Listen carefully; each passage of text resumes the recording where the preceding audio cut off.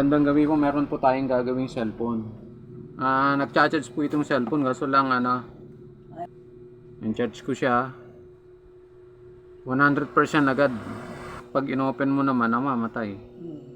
Huwag natin open, ayan. Hindi siya tumutuloy dun sa menu. So, ang daming basag yung LCD niya. Ayan, namamatay, bumabalik sa Bumabalik siya sa pagcha-charge.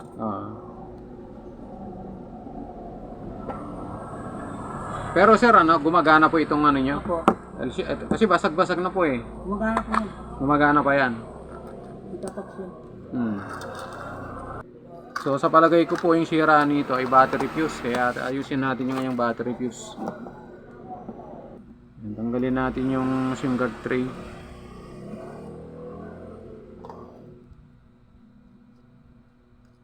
May dalawang SIM card.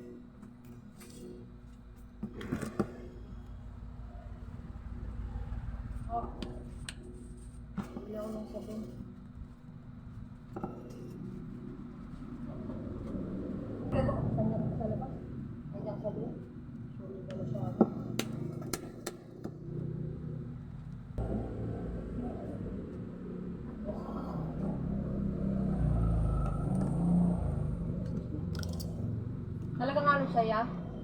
Battery fuse? Hanggang logo lang po siya eh. Lobo? Hanggang logo. Di ba, buhay mo, pag kinarge mo siya, 100% agad. Tapos, common kasi sa yan, sa ganito, Realme. Pag nagkaganon yung nila, maaaring battery, maaaring sa battery fuse ko. Pero ang titignan muna natin dito yung battery fuse. Kung yun ang sira, di yun ang gagawin natin. Pero kung papalitan, di sasabihin ko rin sa inyo. Makikita natin yun pag tester ko na yung battery.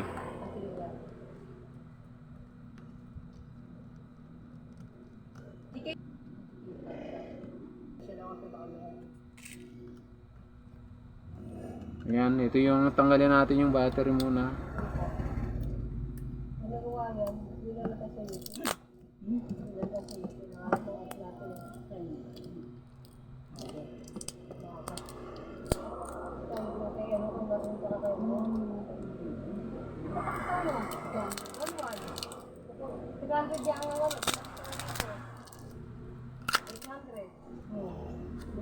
Delete mo na tayo sa kabay, maraming sa kabay.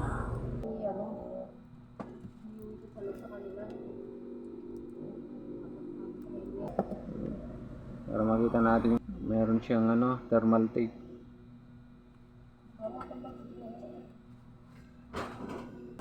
Ibig sabihin ngayon lang yan nabuksan. Hindi, nabuksan na dati. Nabuksan na dati.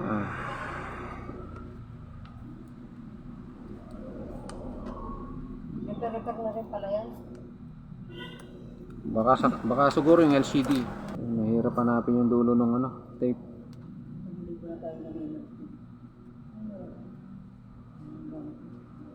Kaya nga, ayaw mo naman pa-out. Parang gusto na nga rin yung kulang-kulang po kayo ng pera, di ba? Kulang-kulang po kayo ng pera, tapos dahil naman yung ticket na ano ko nga, pag winidro ko, kailangan alam ni Baylay. Kasi baka iniisip ko, baka mamaya sinanglan yung cellphone niya. Tapos pumasok sa bigas niya, paano tumahan yun? Kasi yung nakaraan, sinanglagan niya yung yun. Gusto kong tawagan niya sila. Shorted yung battery fuse niya. Yan. Tanggalin natin yung battery fuse. Ito yung battery fuse niya. Ayan po. So i-prepare ko lang itong ginagamit kong bypass wire para sa ganun may bypass natin itong fuse na sira. Common kasi ito sa mga Realme, yung nasisira yung battery fuse kasi nilagyan nila ng fuse itong battery. Sa ibang unit naman katulad ng Samsung, wala naman ito.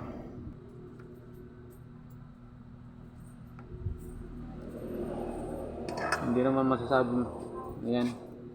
So subukan muna natin na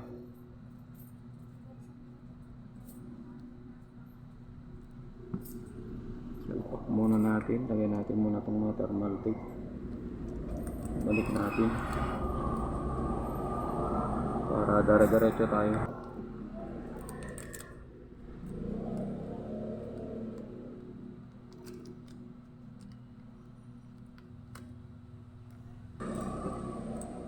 Ayan.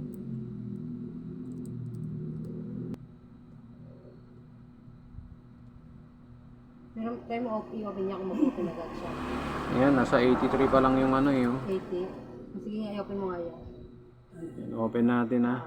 Kanina namamatay ito pag open pa lang. Oo.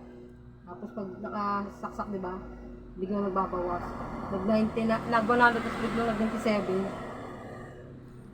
Yung kanina, ganyan lang siya. Tapos mamatay na agad. Pumunta na dun sa ano, Yan natin malalaman. Realme na dilaw. Kung nagbabawas siya o nagdadagdag. Yung nagbawas na nga eh. 80% lang yung ano eh. Yung kanina. Ah. Yung paki-language mo nga siya ng English.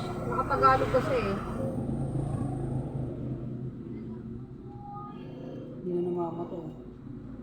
Yan. Diyan mo nalaman kung mamamatay siya habang ginagamit. Uwi ka, 3 yun.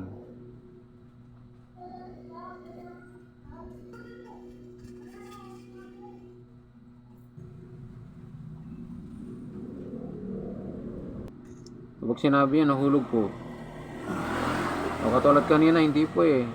Okay naman po ito, sabi nyo. Kaso lang ano, namamatay siya. Hindi siya tumutuloy. Alam ko na kagad. Sabi ko, ano bang unit? Di ba tinanong ko anong unit?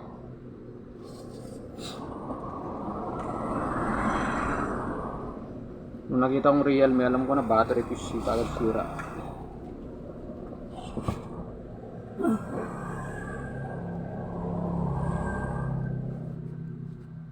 Ano yung wallet mo ko nandyan? Tapos yung ID mo.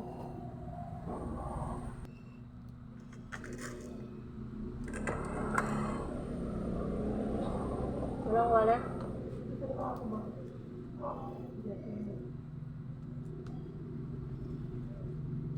Kasi yung ibang subject mo wala. Ilalagay ko na po yung lagayan ng SIM card tray na may dalawang SIM.